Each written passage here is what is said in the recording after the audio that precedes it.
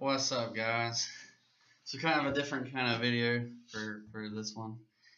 We just wanted to talk about life as a nerd. Yep. So one of the What guys, is it really like? one of the guys on Facebook was talking, and thanks for talking to us. Yeah. We enjoy doing that. That's why we started the Facebook channel. We was talking about like how easy it is for us to talk, and It's not. well, it is for us because Right. we're so good friends. Right. We've known each other for years, and And we usually do this stuff off the cuff. We're not really scripted. I mean, right. I take notes occasionally for things I want to remember to say, but Right.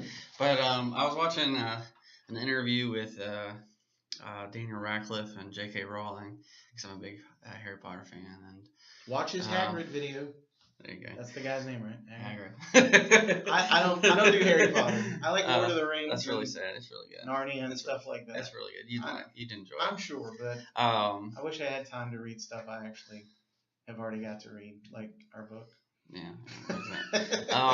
And she starts talking about like how there's things that she hasn't ever told anybody, and it felt good to tell somebody after like all the books had been written, because as a writer, there's things you have to keep secret. And I was like, you know what, this kind of has a similar ring to talking about just nerddom in general. I was like, let's do a video where we talk about it, because when you were talking about how you might have social anxiety, I was like, dude, me too. I'm terrible at talking to people that I don't know, and as a extreme introvert, I don't do well with meeting new people and stuff. Once I get to know you, like I've gotten better. Right. My wife swears up and down I'm not an introvert, but I don't think he's not as introverted as some people. But I would just as soon stay at home by myself and read all day if I could, than have to put up with people sometimes. I think that there's this more of a what's the word? Spectrum. A spectrum. Yeah. And so you can be in the middle and be half introvert, half extrovert. You have aspects of extrovertedness and aspects of introvertedness. Like, yeah, my wife says I can talk to anybody. You can be a shy extrovert or a outgoing introvert. And so how I would define it, and that's not the point of the video, but is like introverts get their energy from themselves. They have to create it. Right. And so it's not that they don't like people, it's just they only have so much energy to deal with people. And then extroverts take energy from other people. I feel like there's a sense in which some people can do both. But generally you might identify as one or the other. And so for introverts, we tend to have to be alone for a while to restore our energy, and then we can go and be happy and friendly and talk to all sorts of people. Sit down and make videos. Even though we might do it from a distance and not really talk to anybody that we don't know. And extroverts, they might not actually enjoy talking to people they don't know, but the people they know, they talk to a whole lot. Right. So that, there's a huge, you just find where you are on that list. Like for friends that I'm really close with, I can talk to all day. Me and Lewis, we could sit and talk constantly forever. If only my wife would let me. Right. If it weren't for other things like work and family, responsibilities, we would just sit and talk all day.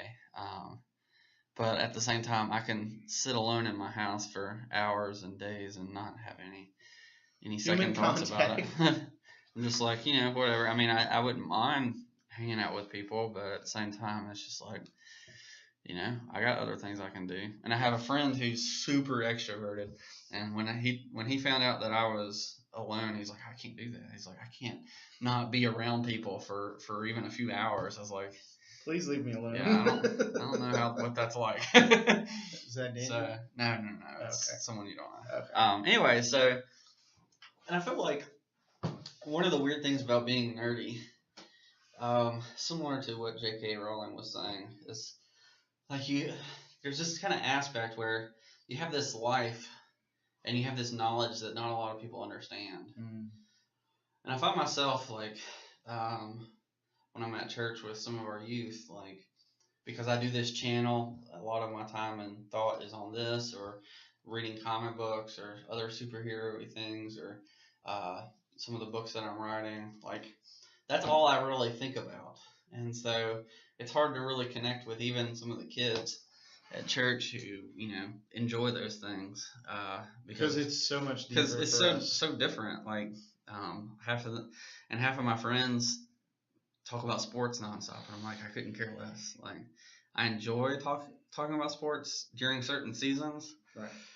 Like when the Super Bowl's on, it's still he wants to pull for the team that I want to pull for, but he causes my team to lose because he's pulling for. But it's even not even that in depth. Like, I'm teasing. Yeah, I got a couple sports that I really like, and everything else I'm just like, I don't care. Which is why we did the superhero draft, because it's so much more fun than talking about sports. But I can also identify, like, I have this story plotted out for my books that I've been writing, and I'm supposed to be helping with. Right. Well, you have helped. One day they'll get published, and I'll be letting y'all know on the channel when that comes around. But I gotta finish reading it. Right now they're in the very elementary stage, but I have like a lot of the story plotted out, but I can't really talk to anybody about it except for maybe him, because like nobody understands. Like, these are characters that nobody's heard of, that we've created, and like nobody cares. And it's just like, I have all this stuff that I'd love to talk to somebody about, and love to get off my chest. Or like, I talk about this channel a lot, and I find out, like, I'm talking about the video that I did, and unless somebody else likes to watch the video or cares about the comic books, like, I have really nothing to talk about. And so I think something with introverts is, or well, let's say nerds, we have this like inside group that a lot of people don't have. Every group has their own sort of language and culture and symbols and things that are easily recognizable. Like, we see that, and like it's like a giant lighthouse in the middle of a storm. You're like, dude, I think I might be able to talk to that person. But unfortunately, aspects like this get rocked by people who really don't care. They're just like, oh, I like the movie, and I thought this shirt looked cool. Yeah, I'll see people. Oh, thanks for getting my hopes up there. I'll see people on like Halloween or whatever, and they'll wear like a Flash shirt or a Green Lantern, and I'm like, oh, that's cool. Like, which Flash are you, or which Green Lantern? And they're like, there's more than one. Barry Allen. I think that's his name. I think that's his name. Or for Green Lantern, they're like, what was Ryan Reynolds' character's name in that movie? Like, one of my friends just said, I'm my own Green Lantern. I was like, fair enough. Well, actually, that's a better answer. I like that answer better. Was it Hal Scott? I mean, Alan Jordan? John Gardner? So yeah, Guy Stewart. There's this depth that we have about these characters that we just can't really talk about to anybody unless they're also nerdy. So I mean, we all kind of fit into various boxes, right? I mean, none of us are only in one box. Like he was talking about with spectrums and things like that, as far as personality goes, but. I just, as a kid, I moved around a lot. My folks were separated several times before they finally divorced when I was about 10. And then we moved from Wake Forest to another town, 20 minutes up the road or whatever. And when I started middle school, I went from having a classroom full of friends, like just my fifth grade class, we were just all sort of tight. Like, it was just that kind of culture, and when I got to middle school, it was not that. And I remember sitting in my homeroom class, and I had no idea who anybody was, and I got sat next to the kid named Jake, and Jake was into comic books, and he showed me one, and I was hooked. Yeah. I heard, it was about the time Superman, or shortly after that, Superman died or whatever, and I remember. Everybody talking about, comics, they're collectible. You can buy them and they'll become priceless, and you'll be able to live off of them. And I'm like, but I want to read them first. Is that okay? Because I'm one of those people that'll take good care of his stuff, but I want to enjoy the story too. Because that's what comic books are for. Like, these guys didn't write it just for us to stare at the cover. Now, there are some covers that you just want to stare at all day long because the composition of them is amazing, and that's why we call it art. Right. You know, but writing is an art form as well, and folks like Marv Wolfman and folks like Roger Stern and folks like Stan Lee, you know, Roy Thomas, these guys, they poured their lives into developing these characters for us to enjoy. So for me, it was like this. I just describe it here as a comics explosion. Like I just, you know, as a kid, you know, my folks would take us to church and stuff occasionally, and I would prefer to skip church to watch Iron Man and Fantastic Four and the Incredible Hulk cartoons in the mid '90s and stuff. And if you go back and watch them, they don't hold up that well, quite like the X-Men or the Spider-Man cartoons or Batman or Superman or whatever. But I was so hooked that I would much rather do that than to head to church on any given Sunday morning, because that's when UPN used to put them on. And it was lonely for me. Like, you know, I'm, what, 8 years older than you? You're 29. Yeah. So I'm like 8 years older than him or so. I forget. At some point, age stops mattering. Well, right. But I'm just saying, like, for me, it was the mid 90s. Right. And so these comic book movies hadn't blown up and really got the conversation rolling for folks to be okay with being out and about as comic book nerds. And so you know, I've just been blessed with a good memory. And so I remember a lot of really random stuff about comic books, as he'll tell you. Like, we'll be talking and I'll say, well, hold on, because that's not the character. Like, it's this, this, and this.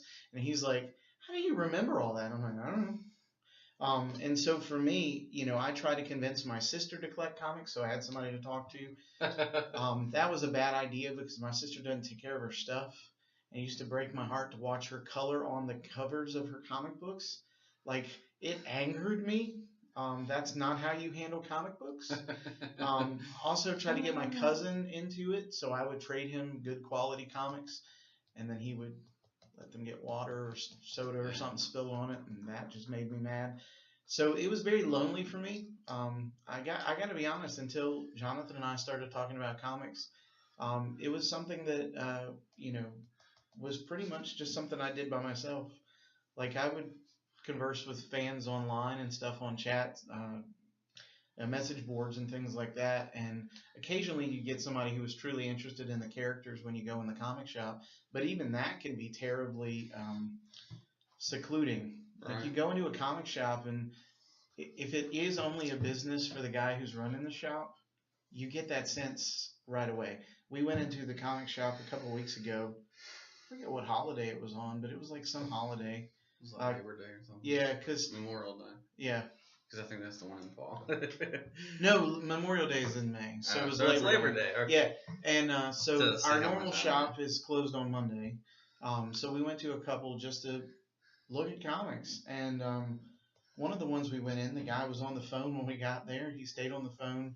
Oh yeah. Just about the entire time we were there, and then when I saw he was advertising for the mini Comic-Con that I was like, are you guys going to have a table there? He's like, no. And I'm like, okay, well, you don't have to sound like that. Like, it's an insult to your store to have a table at a comic show. I mean, why would you be offended by that? Isn't that what you're doing, trying to sell comics? He had a beautiful store. Like, the layout was nice. The selection was questionable just because he was focusing on different things, but it was all very clean. Like, it was beautiful, but it was dead inside. For me, I'd much rather have, like, a cramped store where the people in there actually care about comic books. Yeah. I've had conversations with him before. Oh, that guy? Yeah. Okay. That's okay. But yeah, maybe he wasn't on the phone those times. Him being on the phone the whole time was kind of like a hint of how the shop is run. Yeah. But yeah, so like I feel like I mean I had the same thing. Like I've always been a nerd. I might not have always been in the comics, but I've always been very nerdy. Like I could talk about Stargate, SG-1, or Atlantis, or any of the others, or Star Trek, or Star Wars. Star Wars is a big one. Any day, all day.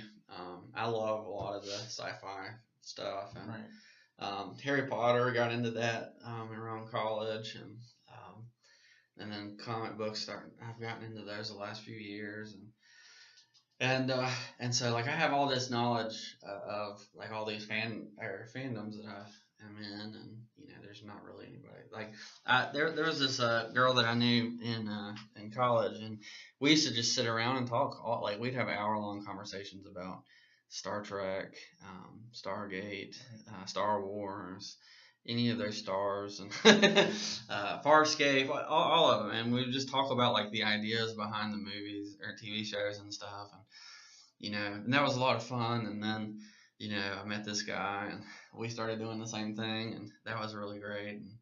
And so like I feel like we're in the Christian world, and a lot of people don't really care about culture. And I love the ideas that are in like fiction. We might talk a little bit about C.S. Lewis and Tolkien, but I love some of the others as well. G.K. Chesterton writes an amazing detective story. So if you're into detective stories, look up the Father Brown short stories. They're excellent. But yeah, so I think really, I think it's helpful to find somebody who is interested in what you are, and that can be difficult and daunting at times, and you might go years without having anybody that really enjoys what you enjoy. But I feel like there's a challenge. Like if you had found me 4 or 5 years ago, like I would know zero about sports. But because a lot of our friends love sports, I've started to learn a lot more about them just to keep up. To keep up, because they're good friends, and I want to hang out with them and talk to them. Enjoy things they enjoy. Yeah, and I enjoy watching sports a lot more than I used to. It's not my favorite thing. A Justice League draft is a lot more interesting to me than a football draft. Right. But and there's lots of people who have the same feeling. But I think it's also good to kind of get out of your comfort zone and start learning things about other fandoms. Because in ultimate sense, it is a fandom. Like everybody has their own. They're just some are more nerdy than others. Was it Dan Zier that asked us about Sleepwalker? Because I saw where he had commented.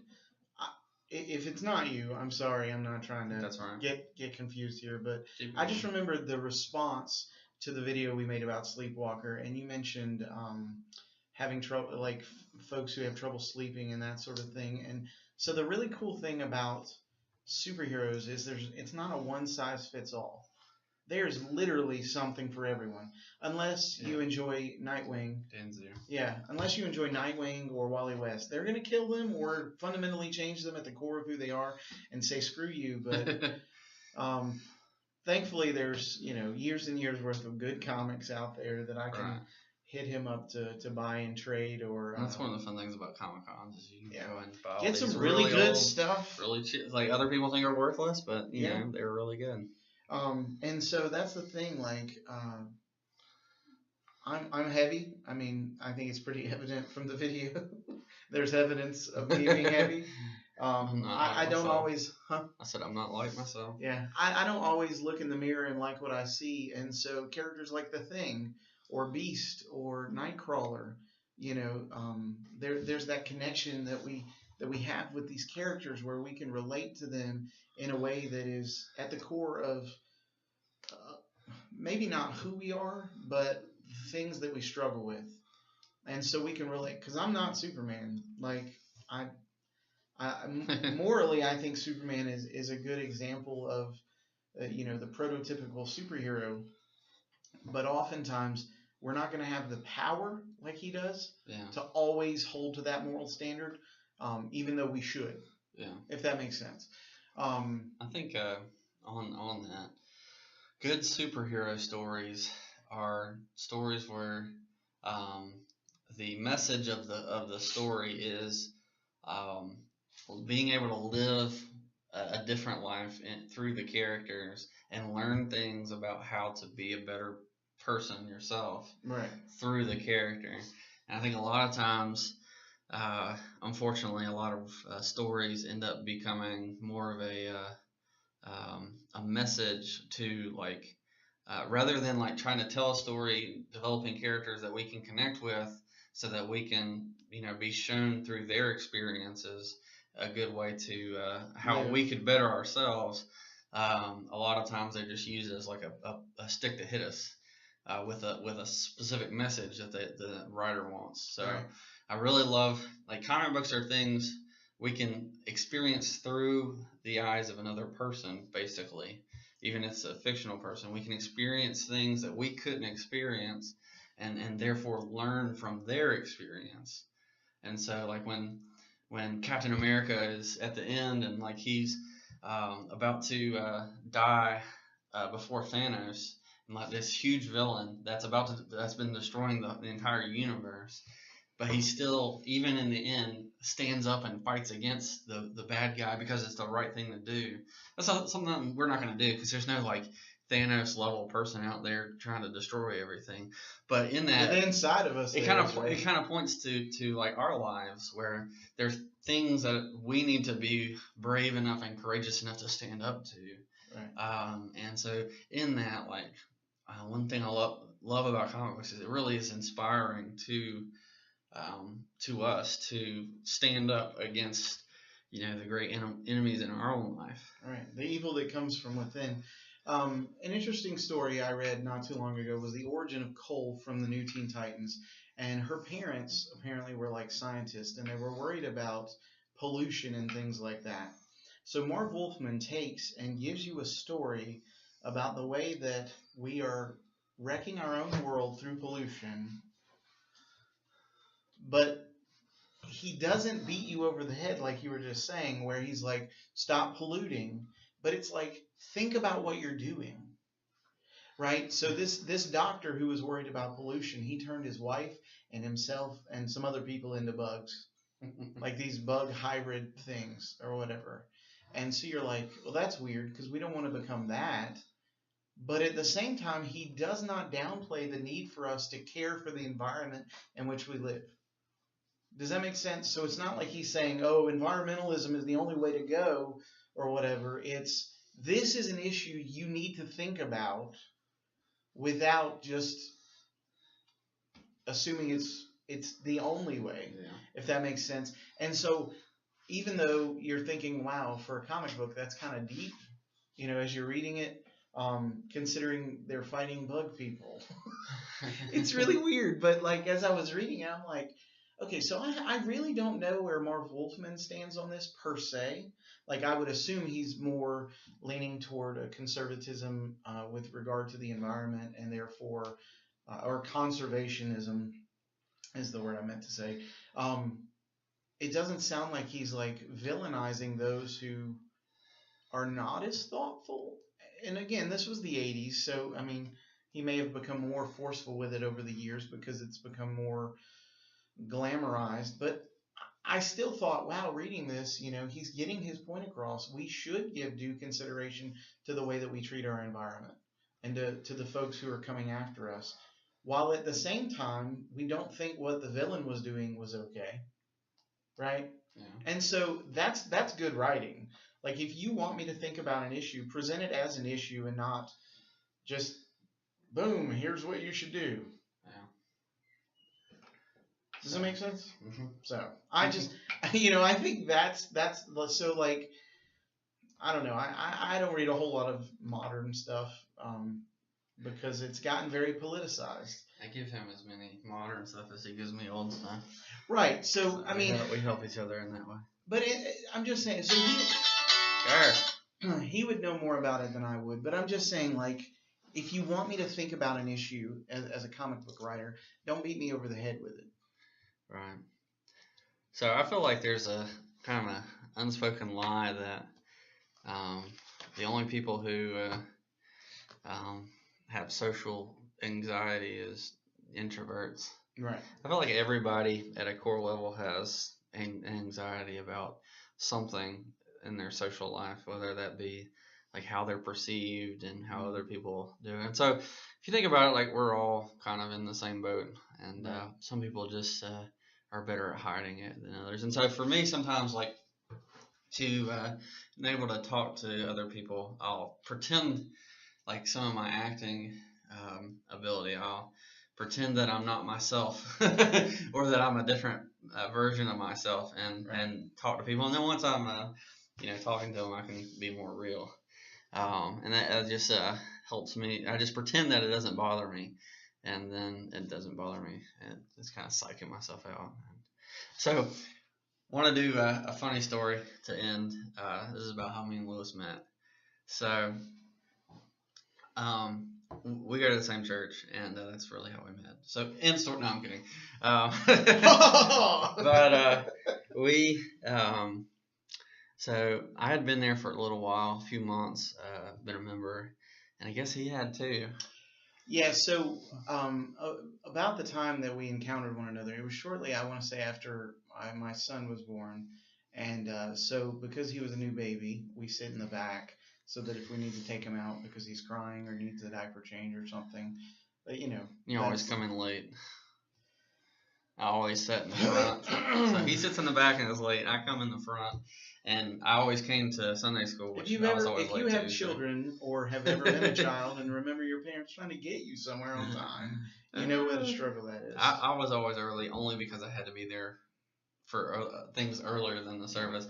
Anyway, so I tend to be early when I'm by myself because it's easier. Like most Southern Baptists, we had this greeting time, and so I walked up to him and I was just like, "Hey, is this your first time here?" That's not what he said. He said, "Hi, sir."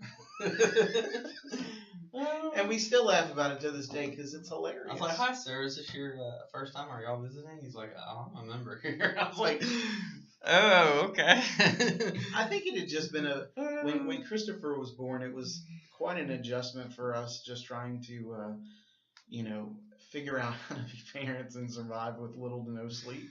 And so we missed a number of weeks attending, and so it was a situation where we're like, I don't know that I knew you were a member here. So that was funny, and apparently him and his wife joke about that all the time. Yeah, we think it's hilarious, especially now that Jonathan and I have become best friends of a sort. And and then we didn't really hang out much after I didn't hang out with a lot of people at all, so it kind of worked out. And then we went on a mission trip together, and on the way back, before that, the first night, we were halfway there because we were going to Vermont. No, that's the second year. I'm pretty sure it was the first year. Oh no, you're right, because we did the murder mystery thing in the creepy house. I forgot. It's like 11 o'clock at night. Everybody else has gone to bed. And we just, we're night owls. Him more than me. Which is funny because I'm not at all. I'm very much a morning person. It's like 11 o'clock and we stay up for like 2 or 3 hours. And I'm just listening to him give me history about comic book heroes. Because I think some of the earlier Marvel movies had come out and that was it. And he's just explaining all this history and I don't remember that. I was just absorbing it. I can believe it, but we talked for hours, and then ever since then, best friends, I think. Yeah. The second year, we ended up coming up with our own universe, which was so much fun. No, it was the end of the first year. Was it on the way back? Avion Flux, yeah, we did that at the end. That's right, because you got Dan Quayle. Right. Okay. So that's how we met, and we're not going to tell you any more than that, and don't steal our fast friends stuff, because we have documented proof of this. That's right. So and I will copyright and infringe people. We built our own universe just for the fun of it. And then I was like, dude, we need to write this down. So I started writing the book. And ironically, it shifted from the original character.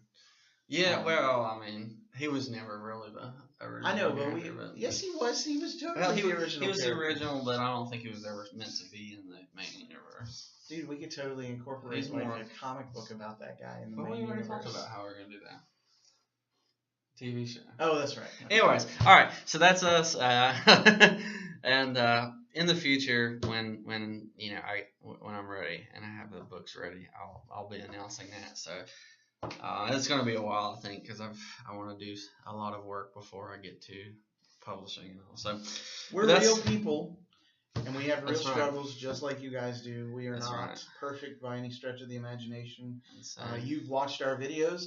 You know how frequently we mess up, say the wrong thing, Yeah. or not be able to say it at all because they're So- like, "What is it? I can't think." we just really enjoy hanging out and talking about comics. Honestly, like I said in the Facebook post, like this is an excuse to hang out and talk about comic books. So, and it doesn't like affect anybody like it would at church when we're always being rushed away from each other. Right. My wife is ready to go. It's Sunday afternoon. She wants to get home, get a nap. And Eat lunch. I'm like walking him to the car as we talk because he's gotta go. And I'm standing outside my car, and my wife is So- like, "Why is he not?" So if I had to say like young nerd, whoever you are, find somebody that enjoys talking about it, you know, whatever. And if you have nobody around you, we do have the channel. We do have our That's Facebook page. We will respond eventually. And we're pretty slow with all that, but we will get to it eventually. So and Facebook's just probably easier for me. at this point, I'm letting you know we do read your comments. We do read what you say. We know that life is not always easy because it's not even for us. I mean, Right. YouTube personalities. Yeah. No, I mean life can suck sometimes. Well, It's we're really claiming hard. Christians, and it's not easy for us either. So So yeah, I mean life is life, and you know just find somebody to talk to about nerdy things or things that you enjoy, and that helps. That helps a lot. And again, like you said, we're here. You know, that's kind of what the community is for, called Superhero Chat, because we like talking about it. And superheroes and chat. for all the 27 subs, thank you very much. Appreciate it. So leave us a comment. We'd love to hear what your thoughts. You can go here on YouTube or over on Facebook, wherever you're watching. Like, subscribe. We'd love to have you join the family. So we will catch you next time. Peace.